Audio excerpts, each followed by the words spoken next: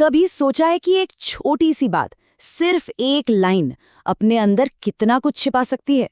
आज हम भगवद गीता के एक ऐसे ही श्लोक की पड़ताल करने वाले हैं, जो ऊपर से देखने पर तो कुरुक्षेत्र के मैदान का बस एक सीन लगता है, पर असल में ये शब्दों और साइकोलॉजी का एक बहुत ही गहरा खेल है। तो ये है वो श्लोक, और ये शब्द कहे हैं राजकुमार दुर्योधन ने युद्ध शुरू होने से ठीक पहले अपने गुरु द्रोणाचार्य से। सामने पांडवों की पूरी सेना खड़ी है, लेकिन ये बस एक अपडेट नहीं है कि देखिए सेना खड़ी है ना, ये एक साइकोलॉजिकल वॉर का पहला मूव है, पहला वार। तो सवाल ये उठता है कि आखिर इस एक श्लोक में ऐसा क्या खास है ना? दुर्योधन के इन शब्दों के पीछे उसका असली इरादा क्या था? चलिए इस पहेली को सुलझाते हैं, देखते हैं कि कैसे शब्दों को एक हथियार के तरह इस्तेमाल किया गया था। ठीक है, तो सबसे पहले एकदम बेसिक लेवल पर चलते हैं, देखते हैं कि ऊपर ऊपर से इसका मतलब क्या निकलता है। तो सुनने में तो ये काफी सीधा साधा लगता है ना, कि दुर्योधन अपने गुरु को बस सामने खड़ी सेना की तरफ इशारा करके कुछ बता रहा है, लेकिन असली कहानी तो इसके शब्दों के चुनाव में छिपी है। हर एक शब्द बहुत सोच समझकर नपा तुला चुना गया है। तो चलिए अब इन शब्दों को जरा खोल कर देखते हैं, है ना? एक एक करके इनकी परतें हटाते हैं और समझते हैं कि हर शब्द के पीछे असल में क्या छिपा हुआ है। तो श्लोक शुरू होता है पश्य से। पश्य मतलब देखो। अब ये कोई प्यार से कहा हुआ निवेदन नहीं है कि जरा देखिए, नहीं, इसमें एक बेचैनी है, एक तरह का हुक्म है।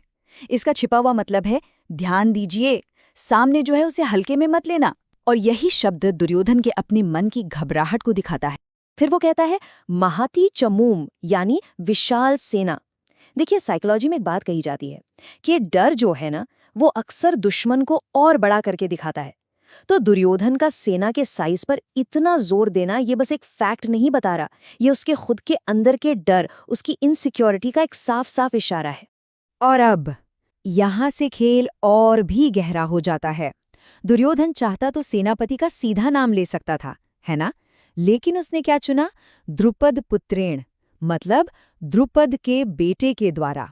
अब सवाल है ऐसा क्यों? क्योंकि द्रोण और द्रुपद की जो दुश्मनी थी वो सालों पुरानी और बहुत कड़वी थी। ये तो ऐसा था जैसे किसी के पुराने जख्म पर जानबूझकर नमक छिड़क दिया हो। और इसके फौरन बाद आता है सबसे तीखा वार, तव शिष्येण, यानी आपके शिष्य के द्वारा। ये एक सीधा इल्जाम है। दुर्योधन एक तरह से कह रहा है कि ये जो खतरा आज हमारे सामने खड़ा है ना, इसके जिम्मेदार आप हैं। आपने ही तो इसे तैयार किया है। ये द्रोण के ईगो और उनकी ड्यूटी की भावना पर एक साथ किया गया हमला था। और फिर आखिर में वो सेनापति को कहता है धीमता, यानी बुद्धिमान। अरे ये कोई तारीफ नहीं है, ये तो एक जबरदस्त तंज है। इसका असली मतलब है देखिए जरा, आपका वो होनहार शिष्य कितनी समझदारी से हम ही को खत्म करने की तैयारी कर रहा है। और बस इस एक शब्द के साथ दुर्योधन अपना साइकोलॉजिकल अटैक पूरा करता है। तो जब इन सारे शब्दों को हम एक साथ जोड़कर देखते हैं तो दुर्योधन की पूरी स्ट्रैटेजी बिल्कुल साफ नजर आने लगती है। ये एक 4 स्टेप वाला सोचा समझा साइकोलॉजिकल अटैक है।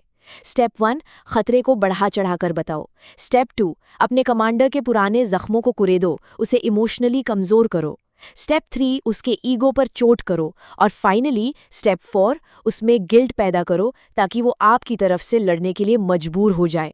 लेकिन एक सवाल यहाँ उठता है, इतने बड़े राजकुमार, एक पूरी सेना के मालिक दुर्योधन को ऐसी जोड़तोड़ वाली भाषा इस्तेमाल करने की जरूरत ही क्यों पड़ी? इस पूरी स्ट्रैटेजी की जड़ में आखिर है क्या? तो जैसा कि हमने देखा, ये पूरी की पूरी रणनीति दुश्मन को बड़ा दिखाने, गुरु को उकसाने और उनकी लॉयल्टी पर एक तरह से सवाल उठाने पर टिकी है। लेकिन एक बात साफ है, ये सब कुछ कॉन्फिडेंस की निशानी तो बिल्कुल नहीं है। इस पूरी राजनीति की जड़ में सिर्फ एक चीज है, डर। दुर्योधन को डर था। डर था कि द्रोणाचार्य के मन में कहीं ना कहीं पांडवों के लिए एक सॉफ्ट कॉर्नर है और वो शायद पूरे दिल से नहीं लड़ेंगे।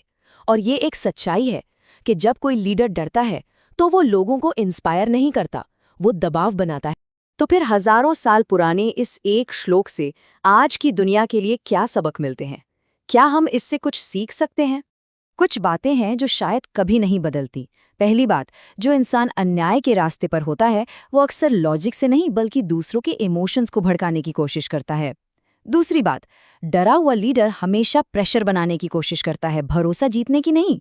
और तीसरी, एक सच्चा गुरु या मेंटोर जो होता है वो पर्सनल अटैक्स से ऊपर उठ के सिर्फ सही और गलत पर ध्यान देता है। ये पूरा विश्लेषण हमें एक बहुत ही जरूरी सवाल पर लाके छोड़ देता है। अपनी जिंदगी में जब भी शब्दों को एक हथियार की तरह इस्तेमाल किया जा रहा हो, तो उस शोर और उकसावे के पीछे छिपी असली मंशा और सच्चाई को कैसे पहचाना जाए? ये एक सोचने वाली बात है।